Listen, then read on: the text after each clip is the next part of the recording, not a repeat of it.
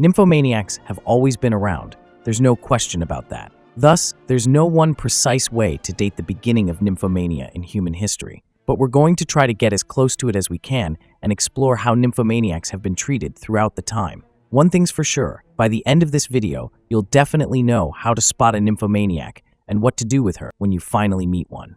The concept of nymphomania, a term historically used to describe excessive sexual desire in women, is a relatively modern one, originating from the 18th century. However, an exploration of prehistoric societies reveals interesting aspects of sexual behavior and gender roles. In prehistoric times, the focus was primarily on survival and procreation. The concept of sexual desire as we understand it today did not exist in the same form. Sexual activity was likely more driven by biological instincts rather than personal desire or pleasure. The Venus figurines, small statues dating back to the Paleolithic era, provide some insight into prehistoric views on female sexuality. These figurines, found across Europe, Asia, and Africa, depict women with exaggerated sexual characteristics, suggesting a strong emphasis on fertility and reproduction. However, it is important to note that these artifacts do not necessarily indicate a prehistoric version of nymphomania, but may simply reflect the importance of fertility and procreation in these societies. It's important to consider the societal structures that existed, with most prehistoric societies being likely egalitarian, meaning there were no strict hierarchies or social classes, and this would have most probably extended to sexual relationships as well. The archaeological record provides some further evidence of prehistoric sexual behavior. Cave paintings and other forms of prehistoric art often depict sexual acts, suggesting that sex was a part of everyday life. With the evidence suggesting little to none references to nymphomaniac women in prehistoric times, I still have a gut feeling saying there's something there. Thus, we have to go deeper. The term nymphomania derives its roots from ancient Greek mythology, specifically from the nymphs, who were small goddesses associated with nature. The nymphs were known for their beauty and free-spirited nature, often portrayed as young maidens who loved to dance and sing. But these were gods, not humans. A simple Greek woman's sexual behavior was heavily regulated and controlled, and any inconsistency from the norm was said to be of a touch from the gods. Women were expected to be modest and take part in sexual activity as little as possible. Their excessive sexual desire was seen as a sign of moral weakness. This belief, combined with the medical theories, created a complex and often contradictory understanding of women's sexuality among Greek society. To be honest, the ancient Greeks' medical theories about nymphomania sound more like something from a horror movie, and that's why we definitely need to take a look at them. One theory that gained significant traction was the concept of the wandering womb. This theory, primarily attributed to the ancient Greek physician Hippocrates, stated that many of the health problems experienced by women, including being overly sexual, were due to a displaced uterus within the body. To cure a wandering womb, one was suggested to change their diet or take a bed rest. If that didn't help, more extreme measures were taken into use. For example, fumigation. Fumigation involved the application of foul-smelling substances to the nose and pleasant ones to the vagina to drive the womb back to its proper place. Yikes. Other treatments, suggested by the totally competent doctors of ancient Greece, included marriage and pregnancy. The wandering womb theory was so deeply ingrained in medical thought that it was still being taught in European medical schools as late as the 16th century. It was only with the progress of modern anatomy and the cutting open of human bodies that the theory began to be seriously questioned and eventually discarded from the medical realm. The ancient Greeks also believed in the concept of hysteria, a term derived from the Greek word for uterus. This was a medical condition believed to be exclusive to women, caused by disturbances in the uterus. Symptoms of hysteria included faintness, nervousness, and most importantly, unusual sexual behavior. Someone should have just sent the ancient Greeks a copy of the Kama Sutra. Problem solved. By the way, Kama Sutra was most likely written in 225 AD. Go surprise your friend with a fun fact, if you have one. While ancient Greeks brought some clarity to the situation, it still feels like we need to dig deeper into the history of these magical silly beasts called nymphomaniacs. And what better place to explore next than the dark Middle Ages, where around every shady corner there might be some crazy humping going on. In the Middle Ages, the understanding of mental health was significantly different from today's perspective, and the understanding of nymphomania was heavily influenced by the works of ancient Greek and Roman physicians, who believed that women's bodies were naturally colder and wetter than men's, making them more affected to certain conditions. For instance, they were thought to be more prone to conditions associated with excess cold and moisture, such as respiratory ailments, certain types of fever, and an excessive sexual arousal. This concept was rooted in the four humors theory, which proposed that the human body was composed of four basic substances: blood, phlegm, yellow bile, and black bile. These substances were associated with the four elements of earth, air, fire, and water, and their balance was believed to determine a person's health and temperament. Women, according to this theory, were thought to be dominated by the colder and wetter humors, phlegm and black bile, resulting in their bodies being naturally colder and wetter. Physicians often prescribed treatments aimed at warming and drying the body, such as hot baths and certain herbal remedies. This belief, combined with the societal expectations of women's behavior, led to the creation of the nymphomania diagnosis. The treatment for nymphomania in the Middle Ages varied, with some physicians recommending marriage and regular sexual intercourse, while others suggested more extreme measures such as bloodletting or surgical interventions. But do not be fooled. Nymphomania was not widely accepted in the Middle Ages, and the overly healthy bathtub treatments were only affordable to higher class. Lower-class women who showed excessive sexual desire or behavior akin to what we would now classify as nymphomania were viewed with suspicion and often subjected to harsh punishments. The Church, wielding significant influence over societal norms, considered such behavior as sinful and a threat to the moral fabric of society. The primary method of punishment was public shaming, a common practice in medieval times for various crimes. Women accused of excessive sexual behavior were often stripped naked and paraded through the streets, subjected to the mockery and ridicule of their community. This public humiliation served as a deterrent, discouraging others from engaging in similar behavior. In more severe cases, women were sent to asylums, where they were subjected to brutal treatments. These included bloodletting, a common medical practice of the time, believed to balance the humors in the body, as mentioned before. The idea was to drain the patient of excess blood, thought to be causing the hypersexuality. There was one more punishment for nymphomania in the Middle Ages, but honestly, I'm not even sure I can say what it is on YouTube, so let's just leave it at that. The diagnosis of nymphomania was not only a reflection of the medical understanding of the time, but also a tool for social control. The fear of public humiliation and brutal treatments led many women to suppress their sexual desires, contributing to a culture of repression and silence around female sexuality. The Church's influence further reinforced these norms, associating sexual desire with sin and immorality. However, these practices did not go unchallenged. Some medieval texts, notably those by female mystics such as Margery Kempe and Julian of Norwich, subtly questioned the Church's stance on female sexuality and suggested that women's sexual desires were not inherently sinful but could be a path to spiritual enlightenment. To which I say, Amen. And here's the most famous nymphomaniac from the Middle Ages, Marguerite de Bourgogne, a French queen whose reputation for sexual promiscuity led to her being one of the most well-known women of her time. Marguerite's life at the royal court was anything but ordinary. She was known for her beauty and charm, but also for her scandalous behavior. The queen's sexual appetite was said to be insatiable, leading to numerous affairs that shocked the court and the kingdom. Through her manners, Marguerite was able to get influence and control over many courtiers and nobles, thus securing her power at court. However, her sexual exploits did not go unnoticed. The queen's behavior was considered scandalous and immoral. Despite the societal norms and expectations of the time, Marguerite did not shy away from her desires. Everything was going smooth, until one day the queen got involved in the infamous Tour de Nesle affair. This scandal, which took place in 1314, involved the wives of the three sons of Philip IV of France, including Marguerite herself. The women were accused of adultery, with the charges being brought by their own husbands. The Tour de Nesle was a tower in Paris where the queen and her sisters-in-law were said to have conducted their forbidden affairs. The accusations were based on the discovery of a purse containing tokens, which were believed to have been given to the women's lovers as a mark of their intimate relationships. Marguerite was accused of having an affair with a knight named Gauthier d'Aunay. The scandal was a significant event in the French royal court, leading to the execution of d'Aunay and his brother, and the imprisonment of the accused women. The fallout from the Tour de Nesle affair was swift and brutal. Marguerite de Bourgogne was found guilty of adultery and sentenced to life imprisonment. Her royal status did not shield her from the harsh punishment sentenced out by the court. She was stripped of her title and privileges and imprisoned in the fortress of Château Gaillard, a formidable stronghold located in Normandy. Marguerite's life in prison was far from the luxurious existence she had once enjoyed as a queen. She was kept in harsh conditions with minimal comforts. Her once vibrant beauty faded and her health began to deteriorate. Marguerite's imprisonment lasted for a decade. In 1325, she met a tragic end, dying under mysterious circumstances. Some accounts suggest she was strangled to death, while others hint at a possible suicide.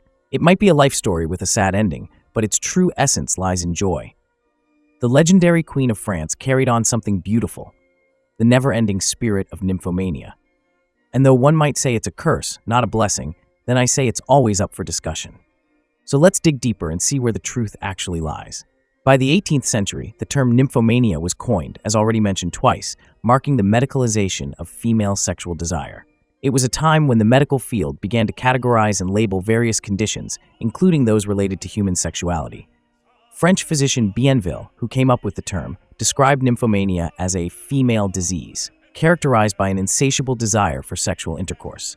He considered it a pathological condition, a deviation from what was deemed normal female sexual behavior. The diagnosis of nymphomania was not based on any concrete medical evidence, but rather on subjective observations and moral judgments.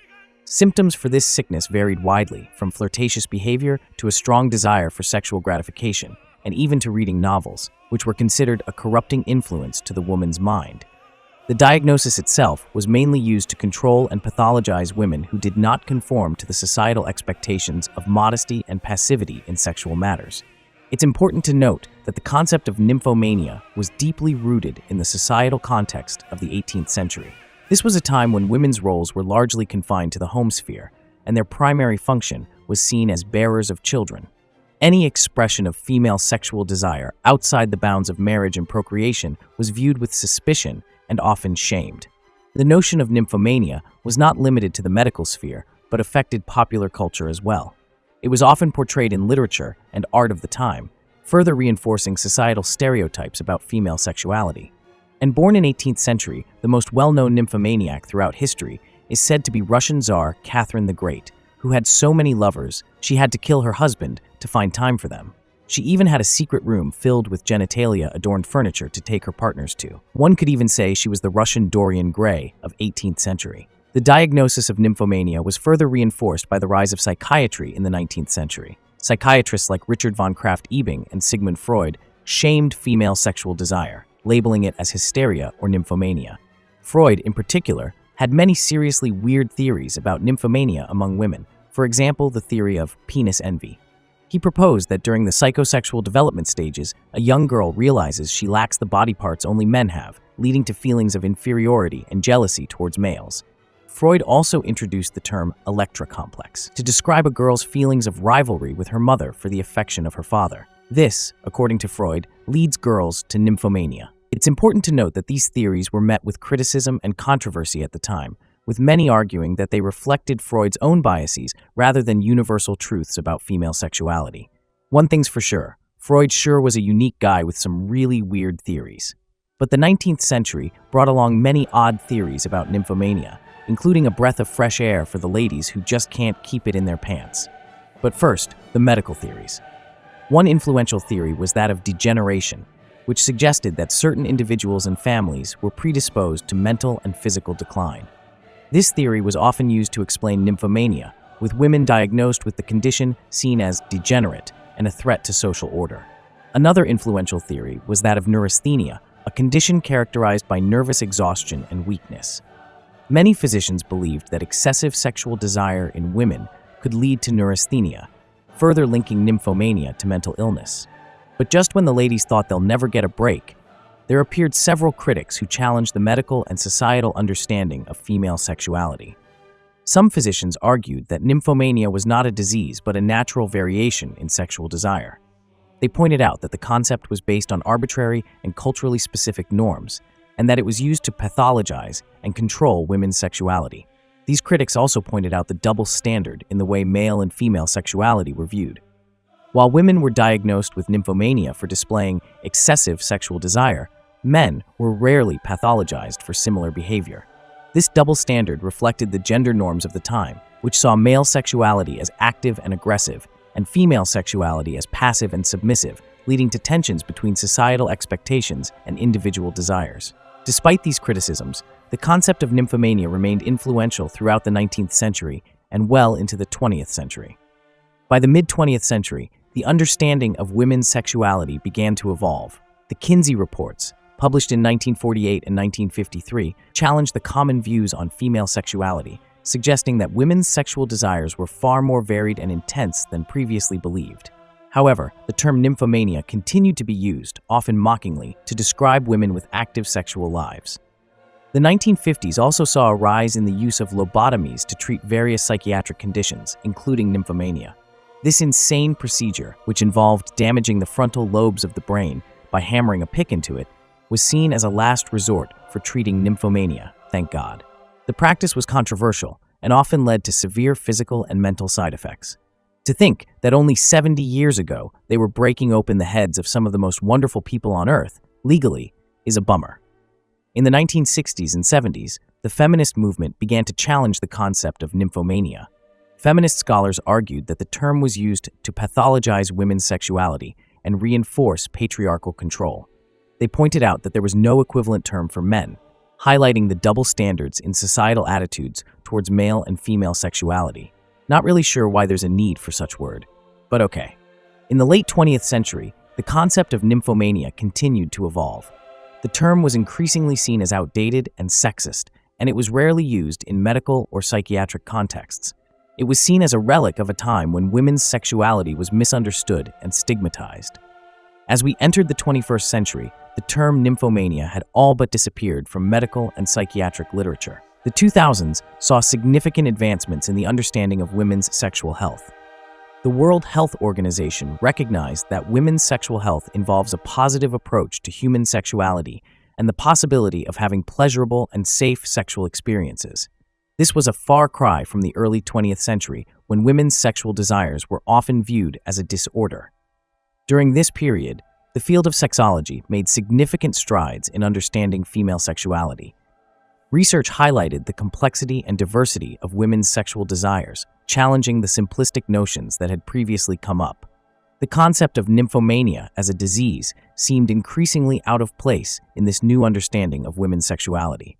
And now, let's see what nymphomania is known as in the year 2024. The medical specialists of today have replaced the term nymphomania by the term hypersexuality. Hypersexuality is characterized by excessive sexual thoughts or behaviors that interfere with a person's life, causing significant distress. The causes of hypersexuality are multifaceted. Biological factors such as hormonal imbalances or certain neurological conditions, for example, can lead to hypersexuality. Psychological factors, including mood disorders, substance abuse, and certain personality disorders, can also cause hypersexuality.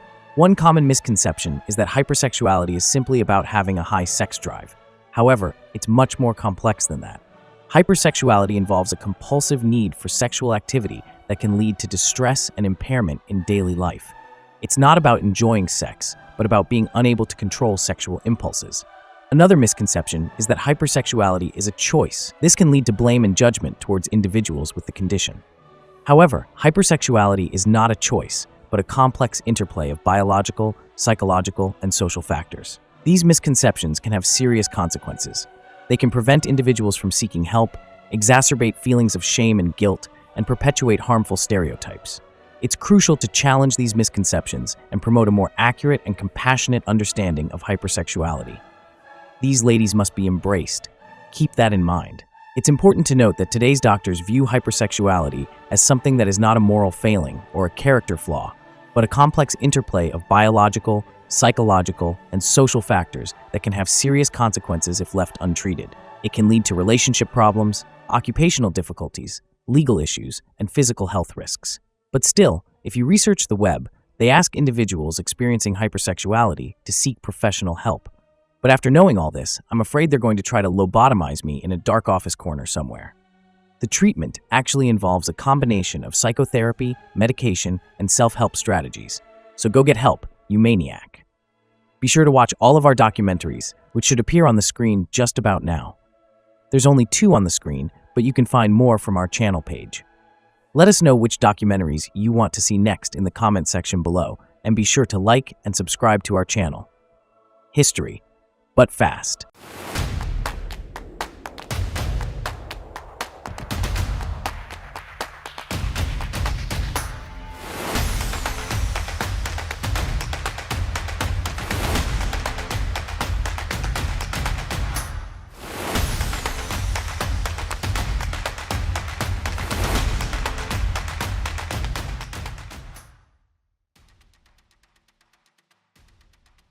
Okay, today we're going to talk about nymphomania, but it's not going to be your everyday video on YouTube.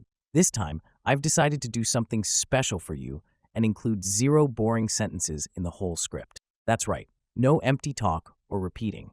And because I'm just a human, like you, there's a high chance I'll include something in here that you think is boring, but there's a way you and I together can fix it for the next viewer.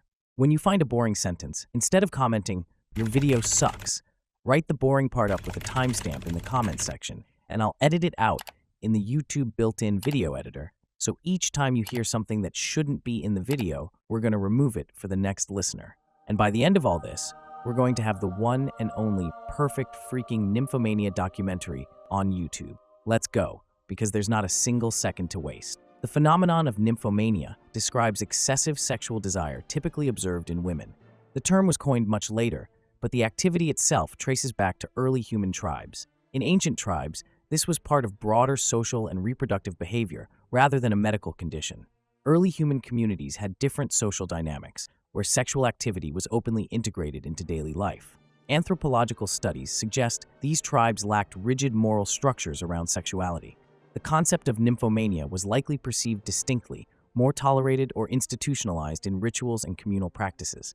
Evidence from cave paintings, artifacts, and early texts indicates that tribal societies used sexual expression for communication, social bonding, and religious veneration. Some early societies revered goddesses of fertility and sexuality, further entrenching the normalcy of pronounced sexual behaviors. Consequently, what is considered nymphomania today could have been seen as heightened fertility and divine favor in early tribes. And if you're still here, there's a great chance you'll watch the video until the end. So welcome aboard all survivors, and I wish you the best of knowledge on the special trip I've prepared for you on this warm September night. Ancient Mesopotamia, renowned for its rich culture and historical significance, harbored early views on nymphomania. In Mesopotamian societies like Sumer, Akkad, and Babylon around 3000 BC, attitudes towards sexuality were embedded in myth, law, and daily life. Sumerians worshipped fertility and sexual love deities, including Inanna, later known as Ishtar. Inanna, the goddess of love and war, symbolized sexual freedom and power. Temples dedicated to Ishtar practiced sacred prostitution, where priestesses performed sexual rites with visitors. This practice, considered divine and essential for fertility and prosperity, underscored the positive perception of female sexuality. Akkadian records reference intense female desire, indicating awareness of what might now be termed nymphomania. The Code of Hammurabi, dating to 1750 BC, included laws on sexual conduct, and temple records show fertility rites were vital to societal stability. Women with insatiable sexual appetites were sometimes revered rather than scorned, reflecting a perspective starkly different from later historical attitude. As already mentioned, nymphomania, derived from the Greek nympha, or bride, and mania, or madness, describes uncontrollable sexual desire in women. In ancient Greece, this condition was intertwined with mythology, medicine, and societal norms rather than clinically discussed. The Greeks lacked a single term for nymphomania, instead referencing excessive female desire through mythological figures like nymphs. These nymphs, depicted as beautiful young women in nature, were seen as enchanting and sexually voracious, reflecting Greek attitudes towards female sexuality. Ancient medical texts, including those by Hippocrates, discuss cases resembling nymphomania. One Hippocratic text mentions hysterical suffocation, believed to be caused by a wandering womb. Treatments proposed by ancient physicians ranged from herbal remedies to physical activities to channel excess energies. Hippocratic texts discuss treatments intended to settle the womb, such as inhaling certain fumes or applying pessaries. Moreover, nymph stories taught lessons about the dangers of unbridled passion and the need for social order. The legends of Callisto, seduced by Zeus and transformed into a bear, and Daphne, pursued by Apollo and transformed into a laurel tree, underscore the complex interplay between desire, control, and transformation. Classical playwrights like Aristophanes and Euripides reveal contemporary attitudes toward women with strong sexual appetites. Their plays often used female characters displaying sexual freedom as both a source of comedy and moral caution. Some scholars argue these dramatic works reinforced societal norms by mocking and containing female sexual expression within acceptable bounds. Societal norms played a significant role in addressing excessive female desire. Women's behavior was heavily policed, and societal expectations pressured them to conform to ideals of modesty and restraint. Public spaces and social interactions were often male-dominated, limiting opportunities for women to express or act on their desires. The polis, or city-state, enforced strict gender roles and used mythology and drama to reinforce these rules. These factors combined to create an environment where nymphomania, or any deviation from sexual norms, was seen as both a medical and social issue. In ancient Egypt, on the other hand, nymphomania, referring to excessive sexual desire in women, was not documented. The civilization, flourishing from around 3100 BC to 30 BC, lacked a term equivalent to modern understandings of nymphomania. Despite being open about sexuality, their extensive records, including medical papyri and literature, do not discuss excessive female sexual desire as a distinct condition. The Ebers Papyrus, one of the oldest medical documents from around 1550 BC, provides insight into various medical and sexual health issues but does not describe nymphomania. Egyptian mythology and religious practices, venerating deities associated with fertility and sexuality, offer little evidence of a concept akin to nymphomania. Goddesses like Hathor and Isis highlight the reverence for female sexuality and fertility, yet this did not translate into notions of excessive desire. To understand ancient perspectives on sexual behavior, we must consider the broader context of medical and societal notions in ancient Egypt. Medicine was intertwined with religion and magic, with healers reciting spells alongside treatments. Conditions considered medical today, including various sexual behaviors, were often attributed to supernatural influences. Ancient Egyptian society's view of women's roles in sexuality is also crucial. Women were integral to family and societal prosperity.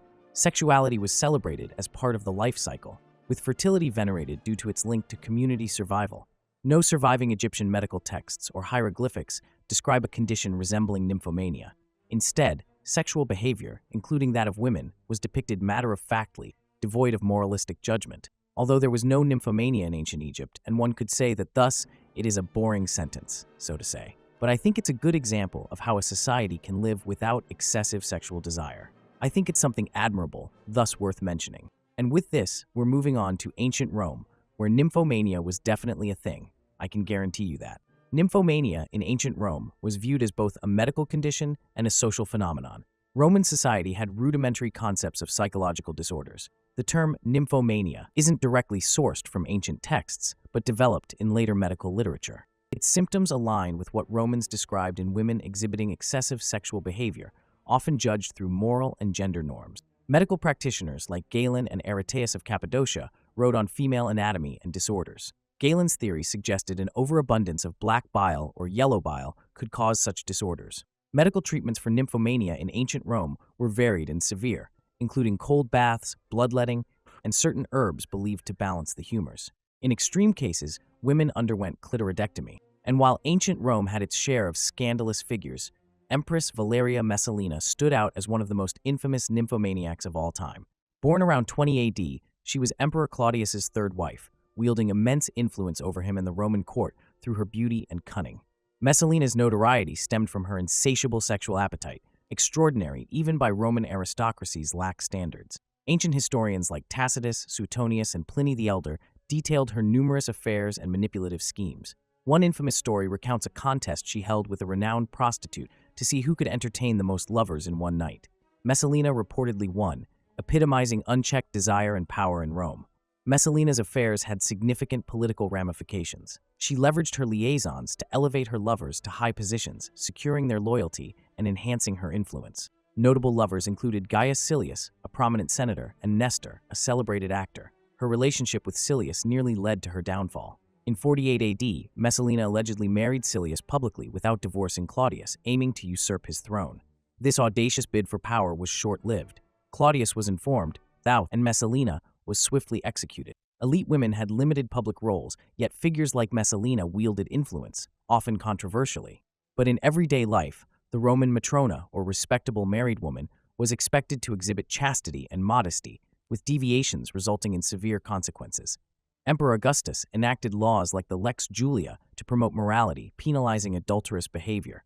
Women accused of nymphomania faced social ostracism or forced treatment, sometimes involving isolation or being sent to asylums. This aligned with the Roman patriarchal system, aiming to control female sexuality.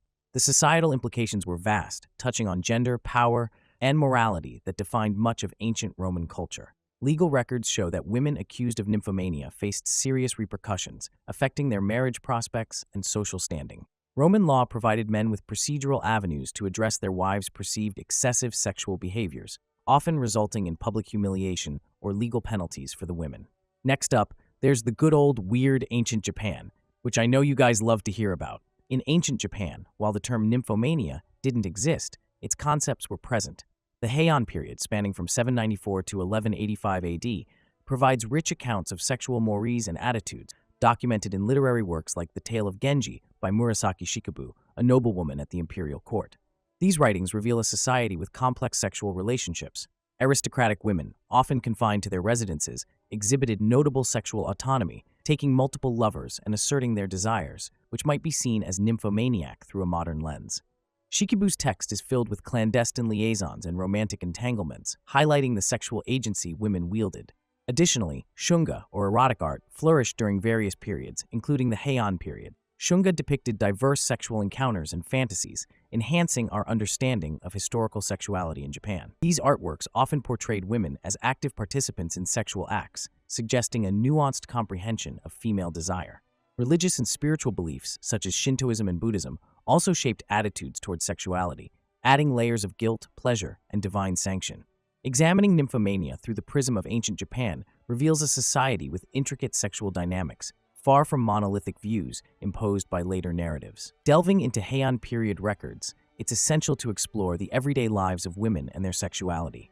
Diaries and letters of court ladies, like Sei Shonagon's The Pillow Book, offer vivid snapshots of their erotic lives. These writings provide unprecedented insights into women's private passions and romantic struggles. Shonagon's descriptions of clandestine meetings and emotional affairs illustrate a society where women's sexual desires were acknowledged and sometimes celebrated. The phenomenon of love poetry exchanges highlights the period's unique sexual dynamics. Aristocratic men and women exchanged waka poetry with romantic or erotic undertone, serving as courtship rituals and a means to express intimate emotions, showcasing a culture that valued eloquent expressions of desire. Shunga artworks added a visual dimension, offering a comprehensive understanding of women's sexual agency.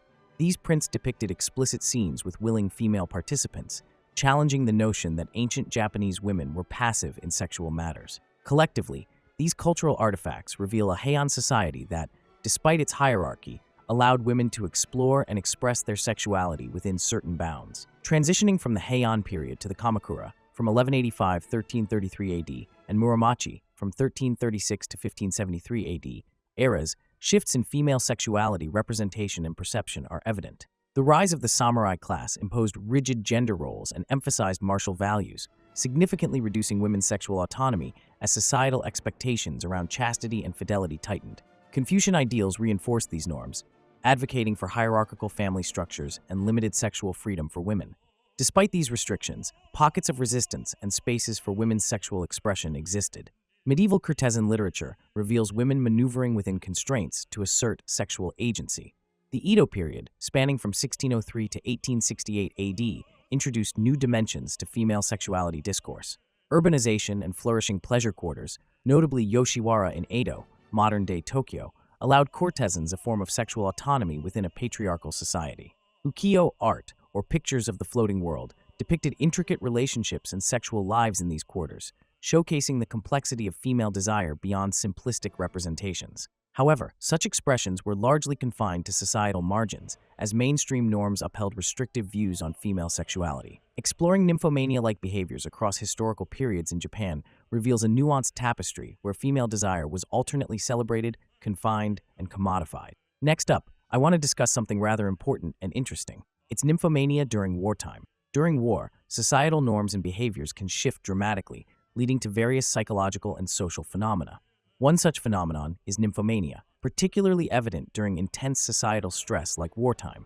The distressed state of society, loss of loved ones, and the threat of death create a psychological environment where individuals might seek solace in physical intimacy as a coping mechanism. Medical reports from World War I and II frequently noted nymphomanic tendencies among women near the front lines, attributing these to psychological breaks rather than considering the impact of extreme stress and constant exposure to mortality. It is crucial to understand these behaviors within the context of survival, psychological distress, and societal collapse. The destruction brought by war often meant the breakdown of traditional family structures and social norms, leading individuals, especially women, to seek emotional and physical comfort in ways that might have been socially unacceptable during peacetime. The acute stress of living in constant fear and uncertainty can result in behaviors seen as excessive sexual activity, which may actually be coping mechanisms, ways to reclaim control, comfort, or power amid chaos. And just when you thought you'd heard everything, here's ancient China. In ancient China, the concept of nymphomania had a unique cultural and medical trajectory. Nymphomania, characterized by excessive sexual desire in women, was first documented in medical texts during the Han Dynasty, spanning from 202 BC to 220 AD. Here, it was referred to as yufeng, which translates to excessive wind. Ancient Chinese physicians conceptualized nymphomania as an imbalance of qi, or life force, and physical humors. Excessive sexual desire was seen not just as a psychological condition, but as a physical ailment requiring medical intervention. Moreover, this period's medical practices often linked nymphomania to broader concepts of health and societal roles of women, indicating a blending of moral, social, and medical dimensions in treating the condition. The Treatise on Cold Injury Disorders, a significant medical text written by Zhang Zhongjing, years 50 to 219 AD, outlined various prescriptions for treating nymphomania, often involving herbal remedies. Herbal preparations like ashen and cypress were believed to calm excessive sexual urges and restore balance to the body. This detailed classification and treatment of nymphomania illustrate the advanced state of early Chinese medicine, where a combination of herbalism, acupuncture, and qi regulation was employed. Additionally, nymphomania had implications beyond the medical realm, influencing literature and societal norms. Classical Chinese literature, such as the famous novel Romance of the Three Kingdoms from the 14th century, incorporated instances of female characters exhibiting excessive sexual desire, treated with a mix of curiosity and moral caution. Folklore often attributed excessive female desire to spirits or supernatural forces. A notable legend is that of the fox spirit, or Huli Jing, a mythical being transforming into a beautiful woman to captivate men. Spiritual healers and shamans were summoned to exorcise these spirits, merging spiritual practices with early mental health concepts. Classical Chinese philosophy, particularly Taoism and Confucianism, emphasized balance and harmony in desires. Taoism, advocating living in accord with the Tao, or the Way, promoted moderation in all life aspects, including sexual desires. Confucianism stressed family and societal hierarchies, promoting female chastity. These philosophies shaped perceptions and management of nymphomania, advocating temperance and ethical behavior over indulgence. Historical records from the Tang Dynasty, spanning from 618 to 907 AD, reveal that nymphomania was a public concern addressed by legal codes with severe penalties for inappropriate sexual behavior. Women with excessive sexual desires faced public shaming or corporal punishment, illustrating the integration of medical, moral, and legal frameworks in behavior control. By the Song Dynasty, from 960 to 1279 AD, the understanding and treatment of nymphomania had evolved, integrating advances in medical knowledge and cultural attitudes. Medical texts from this period, like the works of Sun Simiao, a renowned physician, delve deeper into the physiological and psychological aspects of excessive sexual desire. Sun Simiao's Essential Prescriptions Worth 1,000 Gold presented comprehensive treatments focusing on balancing the body's vital energies through herbal remedies, dietary regulations, and mental health practices. Sun Simiao emphasized the importance of maintaining mental tranquility and physical health to manage excessive sexual urges. His holistic approach included therapies aimed at harmonizing the yin and yang energies within the body. Herbal concoctions using ingredients like ginseng, rhamania, and peony root were prescribed to stabilize the body's qi and soothe the mind. Additionally, Sun Simiao advocated for practices like meditation and controlled breathing to help mitigate psychological stresses and imbalances that could lead to nymphomania. Cultural attitudes towards nymphomania also saw a subtle shift during the Song Dynasty. Although societal norms still demanded restraint and chastity from women, there was a growing recognition of the condition as a legitimate medical issue rather than solely a moral failing. This period marked a nuanced understanding of how mental and physical health intersected, with a tendency to view nymphomania through a more empathetic and scientific lens. While often studied in a Western context, its potential African origins are seldom explored. Before the term existed, African societies had varied views on female sexuality. In some tribes, high female libido was celebrated as a sign of fertility and strong lineage. For instance, the Himba people of Namibia allowed women sexual freedom, engaging with multiple partners without societal condemnation, suggesting a positive view of high sexual desire. These cultures did not label such behaviors as nymphomania, but accepted female sexuality naturally, contrasting with later Western stigmatization. In 19th century Europe, such behaviors were termed nymphomania and seen as a disorder. The label of nymphomania became more complex during the colonial era as European settlers imposed their views on African societies. This cultural imposition led to the stigmatization of sexual behaviors once deemed natural and acceptable within African contexts. Among the Yoruba people of Nigeria, traditional beliefs endorsed a healthy sexual appetite for women as part of their spiritual and physical well-being. Historical accounts from Kenya provide further insight. The Kikuyu tribe respected women with high libido, seeing them as blessed by ancestral spirits. Ethnographic records from the Zulu people of South Africa reveal that young women participated in ceremonies celebrating their sexuality and passage into womanhood. These practices underscored an acceptance of female sexual desire as a natural part of life. Efforts to decolonize and reclaim traditional views sparked renewed interest in indigenous perspectives, including those Westerners labeled as nymphomania. Restoration of cultural narratives in various African countries played a crucial role. Among the Igbo of Nigeria, ancient customs celebrating women's sexual power and fertility are being reevaluated and embraced. Modern interpretations highlight historical acceptance and respect for women's sexual autonomy. Next up, we're switching to another continent and visiting pre-colonial Americas that have a complex and rich history. Nymphomania, defined as uncontrollable sexual desire in women, had unique interpretations in these cultures. Among the Aztecs, women were sometimes celebrated for their sexual prowess as symbols of fertility and strength, often linked to the goddess Xochiquetzal, who represented love, beauty, and sexual power.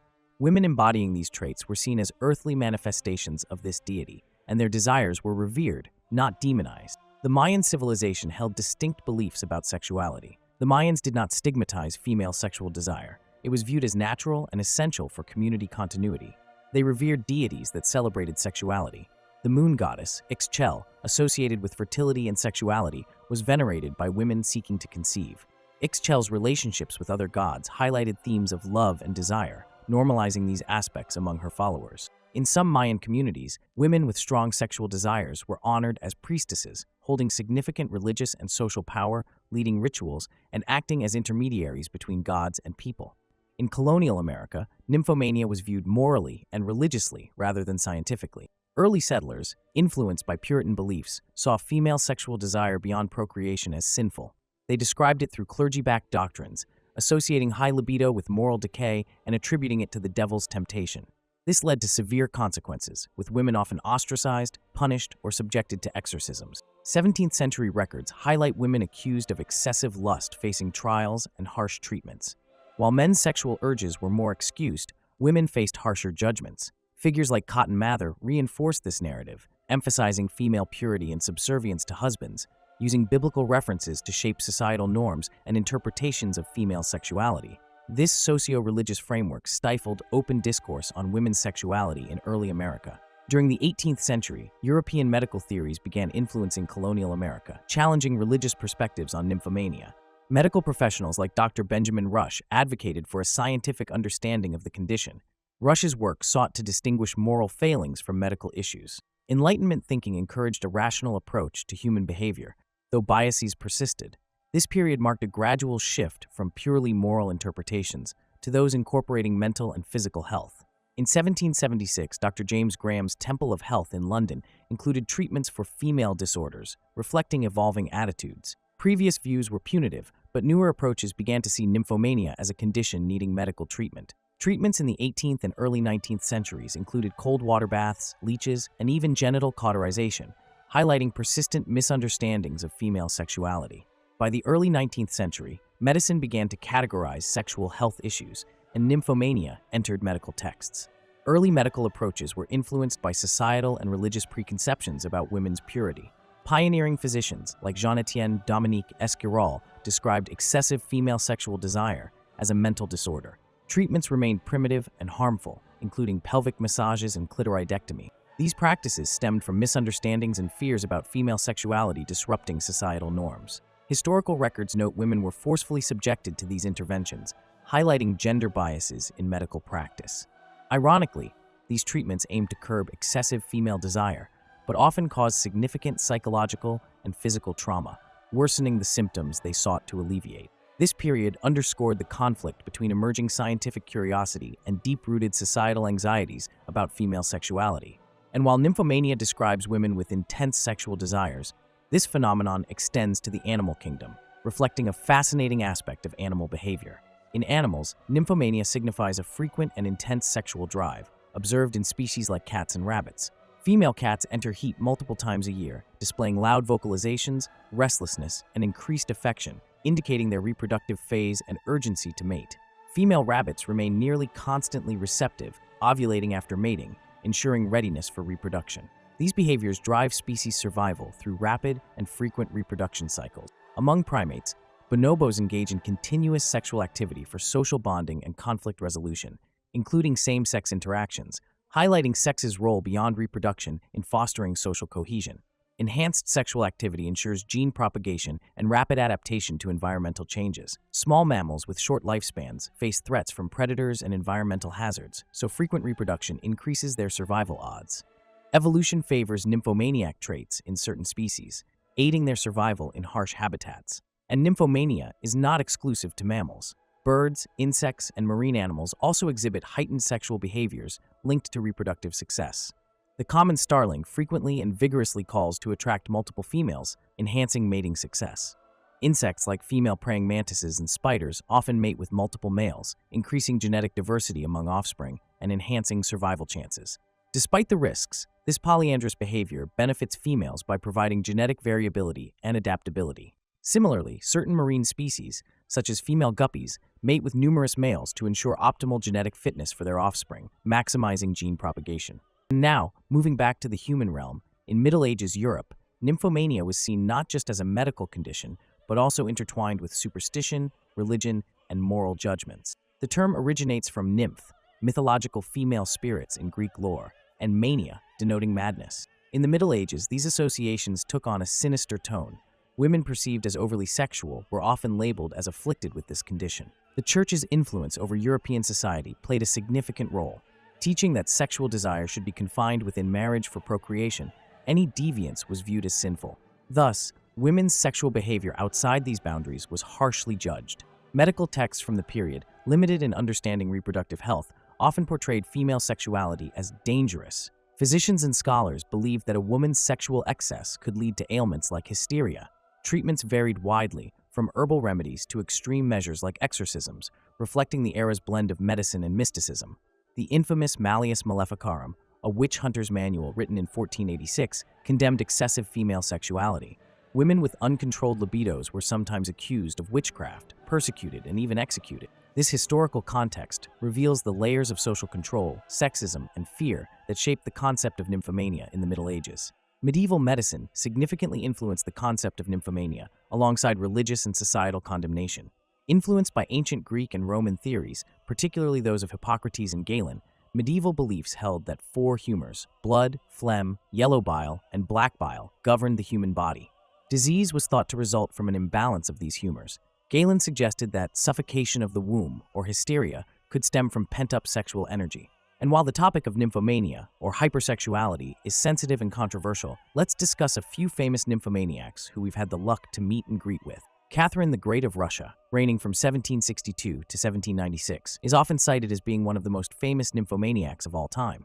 Known for numerous affairs, she was portrayed as having an insatiable sexual appetite, though many accounts were likely exaggerated or politically motivated. American socialite and actress Ziza Gabor, married 9 times and known for her romantic entanglements, joked about her many marriages, enhancing her public persona.